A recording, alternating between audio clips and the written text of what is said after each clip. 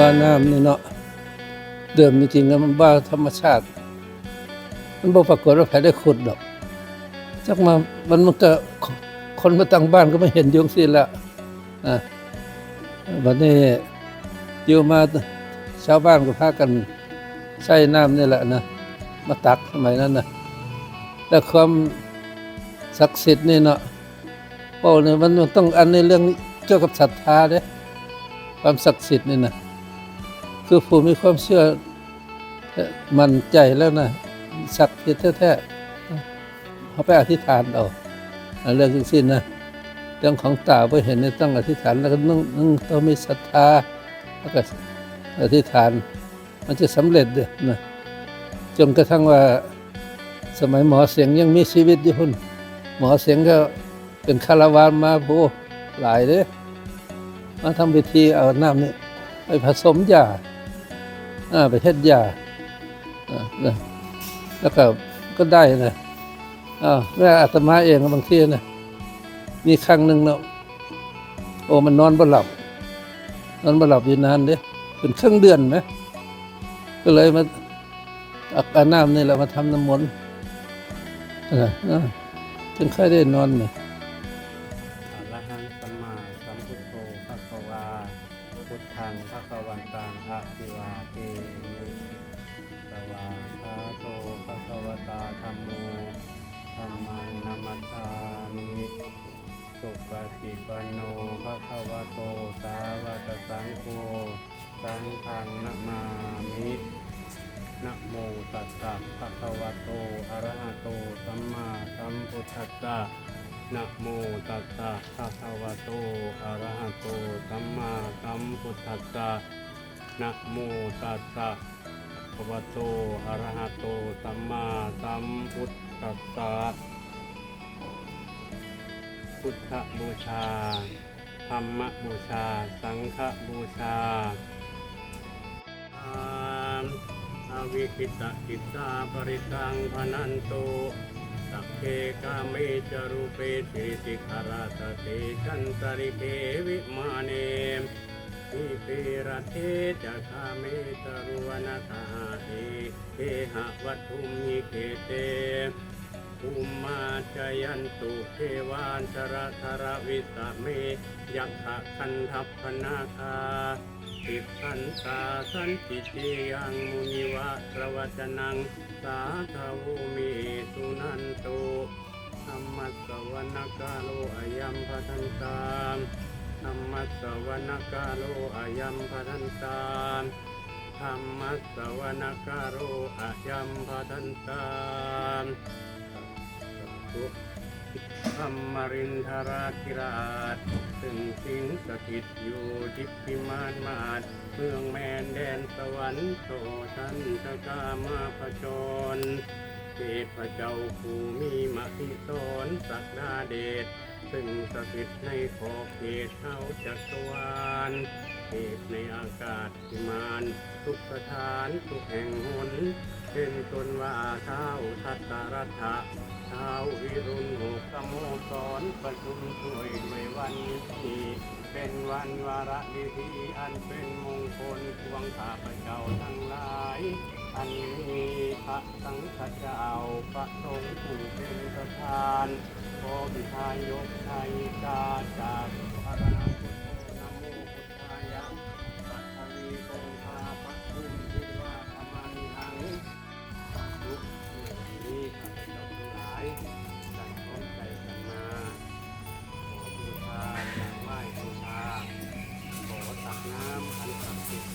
ที่จะได้ทำพิธีกวนข้าวทิพย์ข้าวมัตตุปายาตในเทศกาลออกพรรษานี้ขอเทพเทวาทั้งหลายทั้งปวงพระแม่ธรณีพระภูมิเจ้าที่ นาคราชทั้งหลายจงได้ประสิทธิ์ประสาทพรอันพิเศษนี้ให้ในการตักน้ำศักดิ์สิทธิ์เพื่อไปประกอบพิธีอันเป็นมงคลด้วยข้าพเจ้าทั้งหลายมีความเลื่อมใสในบวรพุทธศาสนาในพระรัตนตรัยจึงได้มาขอน้ำจากบ่อน้ำอันศักดิ์สิทธิ์นี้ไปประกอบพิธีที่วัดเรืองอุทัยสิริมงคลบ้านมะเลื่อมตำบลหนองบัวลำพูอำเภอจังหวัดหนองบัวลำพูเพื่อให้เป็นไปด้วยความศักดิ์สิทธิ์ให้เกิดเป็นบุญญาฤทธิ์เป็นสิริเป็นมงคลให้มีโชคมีลาภให้อยู่เย็นเป็นสุขทุกส่วนหน้าชาวประชาทั่วบ้านทั่วเมืองนั้นด้วยเถิดพุทธังสรณังคัจฉามิธัมมังสรณังคัจฉามิสังฆังสรณังคัจฉามิอิติปิโสภะคะวะอะระหังสัมมาสัมพุทโธวิชาจรณะสัมปันโนสุขโตโรกวิทู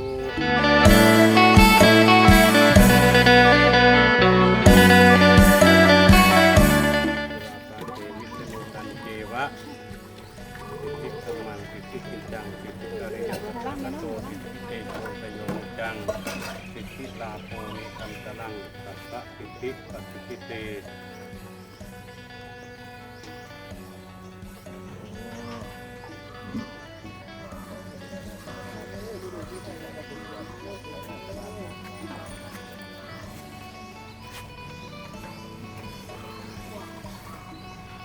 น้ำบ่อนี้เป็นน้ำดีพิเศษสามารถบัดเจ็ดนอนหายใจบ่เหลือเอาไปเทียบใส่เหนือที่ใส่ใส่ที่ไปให้ทั้งลาวที่ใส่เสสบายแจงหินหุ่งกองถ้ำไปตรงนี้ทำหายบ่สบายหายตรงเคยเจ็บงองปวดดาวข้าวนี่กัดหายครับเมื่อนี้บ้านมักเหลื่อมพ่อแม่พี่น้องพร้อมกันมาพร้อมพระสงฆ์ไปในวัดได้มาขอเพลิงบุญบารมีขอตักน้ำศักดิ์สิทธิ์น้ำมหัศจรรย์ที่วัดหลวงพ่อนาคครับมีความเสื่อแต่โบราณมา